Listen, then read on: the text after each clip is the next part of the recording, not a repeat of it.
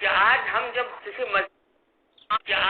جب کسی مجلس میں بیٹھتے ہیں، 4 آدمی بھی جمع ہو، تو عام طور سے مسلمانوں کے برے حالات کا ذکر آتا ہے۔ مسلمان خراب ہو گئے، مسلمان بگڑ گئے، ان میں فساد آ گیا، ان کے حالات اتنے خراب ہو گئے کہ دوسرے لوگ دیکھ کر اس سے بجائے راغب ہونے کے نفرت کرتے ہیں۔ اور یہاں ہر ملک میں اس کے لحاظ سے مسلمانوں کی جو خرابیاں ہیں وہ بیان ہوتی ہیں۔ امانت نہیں رہی، دیانت نہیں رہی، اخلاق صحیح نہیں رہے، ہمارے ملکوں میں رونا رویا جاتا ہے، کرپشن ہو گیا، بدعنوانیاں ہوتی ہیں۔ یہ تذکرہ ہوتا ہے کہ نہیں؟ شاید کوئی مجلس سے خالی نہ ہو، لیکن یہ تذکرہ تو ہوتا ہے کہ دوسرے بگڑ گئے۔ کبھی اس پر بھی ہم نے سوچا کہ ہم کتنے بگڑے، ہمارے اندر کیا خرابی ہے، ہمارے اندر کیا عیب ہے؟ سارے عیب دوسروں کے نظر آتے ہیں، ساری خرابیاں دوسروں کی نظر آتی ہیں۔ اپنا جائزہ لینے، اپنے گریبان میں منہ ڈالنے اور اپنی اصلاح کی فکر کرنے کا معاملہ بہت شاذ و نادری ہوگا کسی اللہ کے بندے۔ کوئی آدمی ایسا آپ کو نظر آیا ہو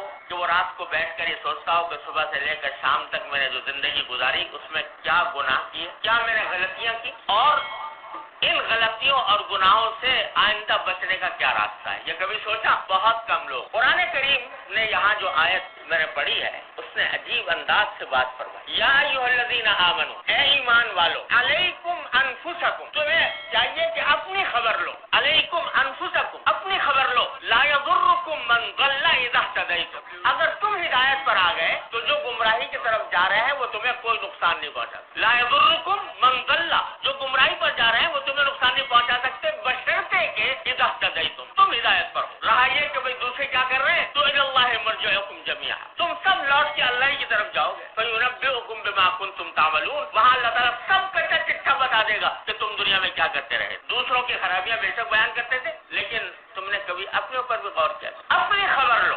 اور یہ اسی آیت کریمہ کی تفسیر میں روایات میں آتا ہے کہ حضور نبی کریم سرور دو عالم صلی اللہ علیہ وسلم نے ایک عجیب نسخہ بتایا۔ پہلے تو پیشین گوئی فرمائی، ایک زمانہ ایسا آنے والا ہے تو اس میں فرمایا کہ اذا رأیتم دنیا مؤثرۃ، 4 چیزیں بیان فرمائی، 4 چیزیں ہونے والی ہیں۔ نمبر 1، شحا مطاعا وہوا متبعا ودنیا مؤثرۃ واعجاب کل ذی رأی برأی، 4 باتیں فرمائی ہونے والی۔ کیا؟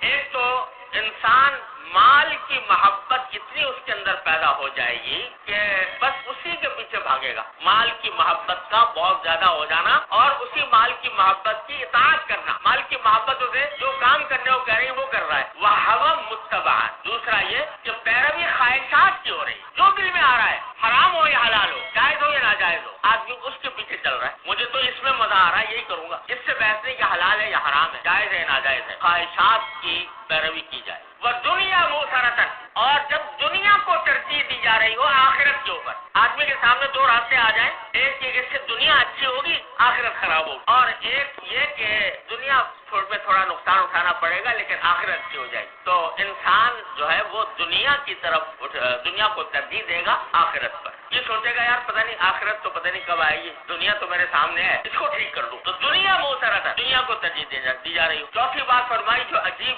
نقشہ ہے آج کی دنیا کا، جو اعجاب کل ذی رأی برأی، ہر انسان اپنی رائے پر گھمنڈ میں مبتلا ہوگا، جو اس کی سمجھ میں آ گیا اس میں گھمنڈ میں مبتلا ہے، دوسرے کی بات سننے کو تیار نہیں، سمجھتا ہے میں عقل کل ہوں، جو میں سمجھتا ہوں وہ کوئی دوسرا نہیں سمجھتا۔ یہ 4 باتیں حضور نے فرمایا کہ ہونے والی ہیں، جب ہو تو تم کیا کرو، وہ بتایا رسول کریم صلی اللہ علیہ وسلم، اگر یہ ہو فعلیک بخاصۃ نفسک، کر لوگوں کے بارے میں سوچنا چھوڑ دو کہ وہ کہاں جا رہے ہیں، اپنی فکر کرو، اپنی اصلاح کر لو، فعلیک بخاصۃ نفسک ودع عنک امر العامہ، اور عام لوگ جس طرف جا رہے ہیں اس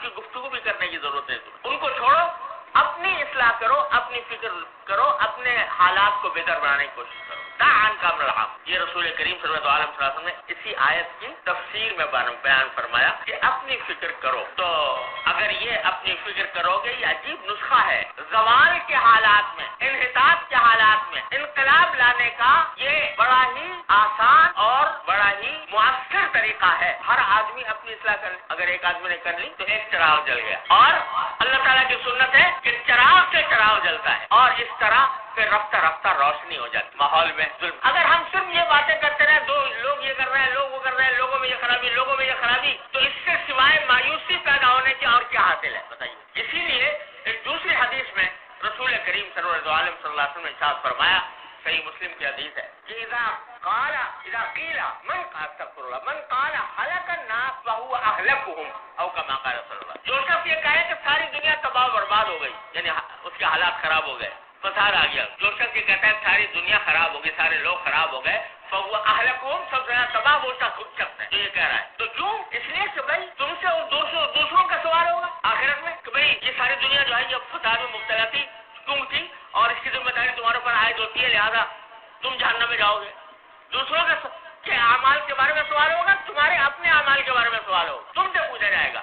تلک امۃ قد خلت لها ما کسبت ولکم ما کسبتم ولا تسألون عما كانوا يعملون. جو لوگ دنیا کیا کر رہی تھی اس کے بارے میں تم سے سوال نہیں ہوگا، سوال تمہارے اپنے عمل کی طرف سے ہوگا. یہ عجیب نسخہ ہے جو قرآن کریم نے بھی بتایا، نبی کریم سرورت عالم صلی اللہ علیہ وسلم نے بھی اس کی تلقین فرمائی، اور حضرات صحابہ کرام رضی اللہ تعالیٰ عنہ اجمعین کی زندگیوں پر نظر ڈالیں تو پتہ چلے گا کہ ان میں سے ہر شخص وہ اپنی فکر میں تھا.